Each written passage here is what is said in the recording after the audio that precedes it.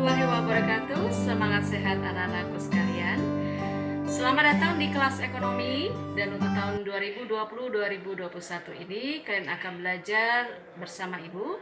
Perkenalkan, Ibu adalah Ibu Madu Ratnawati. Kalian bisa memanggil atau menyapa dengan Ibu Madu. Ibu mengajar mata pelajaran ekonomi khusus kelas 11 MIPA 1, 2, dan 3. Dan untuk pada hari ini kita adalah perkenalan tentang kontrak belajar kita selama setahun ke depan, dan kemudian akan Ibu sampaikan materi apa saja yang akan kalian pelajari selama satu semester ke depan. Ibu akan menyampaikannya dalam video PPT yang akan Ibu sampaikan berikut ini. Selamat menyaksikan. Selamat datang di kelas ekonomi bersama Ibu Madu Ratnawati. Anak-anak sekalian, sebelum kita memulai, ada baiknya kita akan melihat quotes yang akan Ibu sampaikan untuk pertemuan kita pada kali ini. Tidak ada satupun daun jatuh kebetulan dan tidak ada satupun debu terbang kecuali atas izinnya. Dalam quotes ini menunjukkan bahwa setiap langkah atau proses yang kita lakukan serta pencapaian atau keberhasilan yang kita dapatkan tidak akan pernah tercapai kecuali atas izinnya. Oleh karena itu, di setiap langkah kita, jangan lupa kita selalu berdoa agar semua berjalan dengan lancar dan mendapatkan keberkahannya.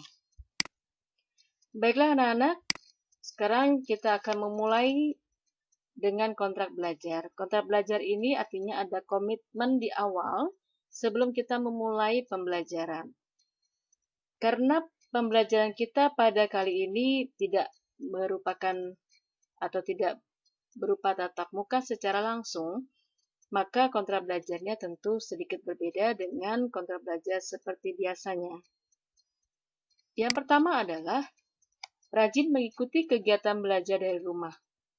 Tidak ada seseorang yang sukses tanpa melalui suatu proses.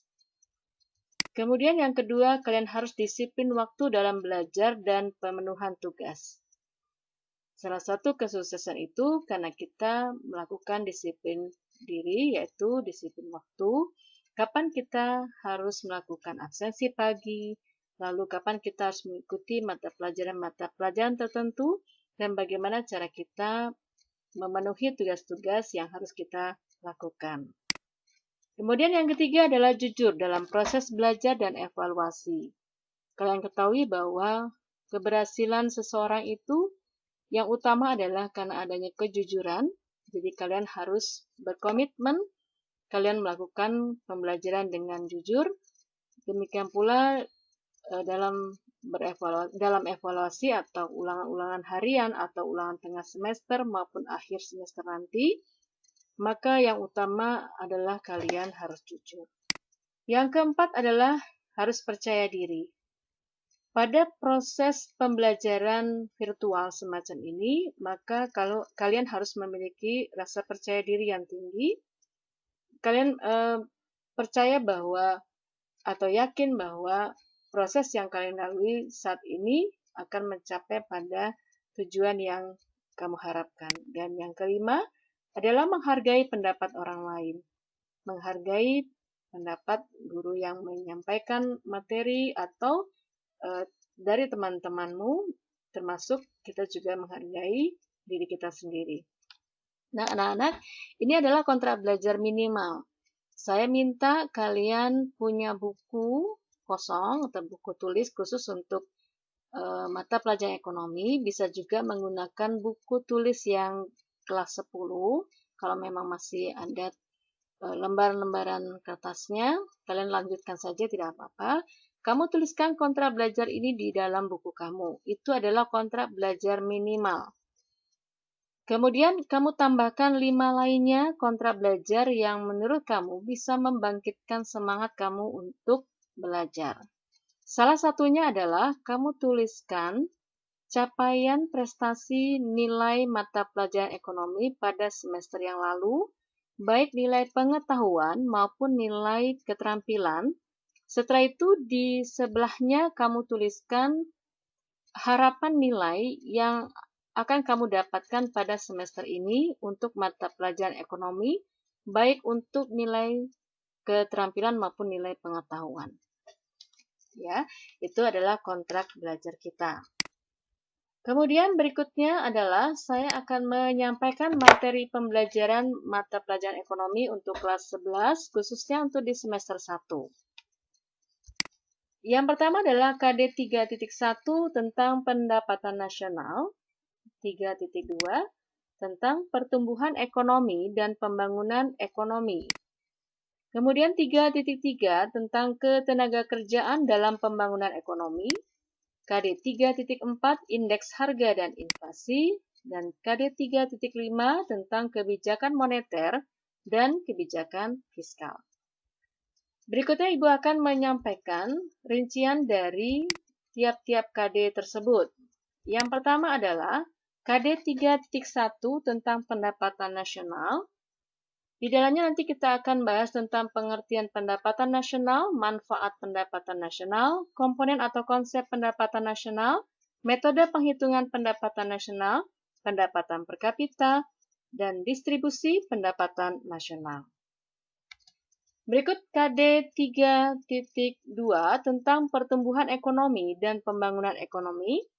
Kita akan membahas tentang pengertian pertumbuhan ekonomi, cara mengukur pertumbuhan ekonomi, teori-teori pertumbuhan ekonomi, pengertian pembangunan ekonomi, perbedaan pertumbuhan ekonomi dengan pembangunan ekonomi, perencanaan pembangunan ekonomi, indikator keberhasilan, serta faktor-faktor yang memengaruhi pendapatan ekonomi dan permasalahan pembangunan ekonomi di negara berkembang, serta kebijakan dan strategi pembangunan ekonomi. Selanjutnya adalah tentang KD 3.3 ketenagakerjaan dalam pembangunan ekonomi. Kita akan membahas tentang pengertian tenaga kerja, angkatan kerja, kesempatan kerja, jenis-jenis tenaga kerja, masalah ketenagakerjaan, upaya meningkatkan kualitas tenaga kerja, sistem upah, dan pengangguran. KD 3.4 indeks harga dan inflasi terdiri atas indeks harga yang akan membahas tentang pengertian, tujuan perhitungan indeks harga, macam-macam indeks harga, dan metode penghitungan indeks harga. Kemudian inflasi yang akan kita bahas adalah tentang pengertian inflasi, penyebab inflasi, jenis-jenis inflasi, dampak inflasi, dan bagaimana cara mengatasi inflasi.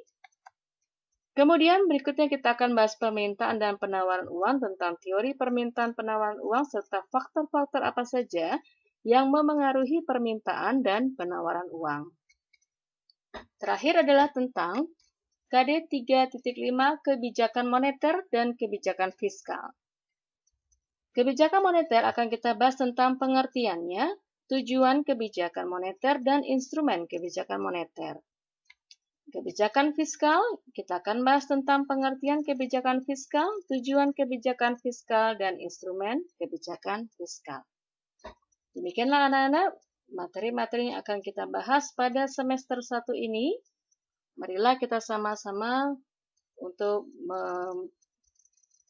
menjalankannya dengan baik, dan marilah kita selalu berusaha semaksimal mungkin apa yang bisa kita lakukan. SMA Negeri 76 Jakarta, bisa maju jaya. Terima kasih. Assalamualaikum warahmatullahi wabarakatuh.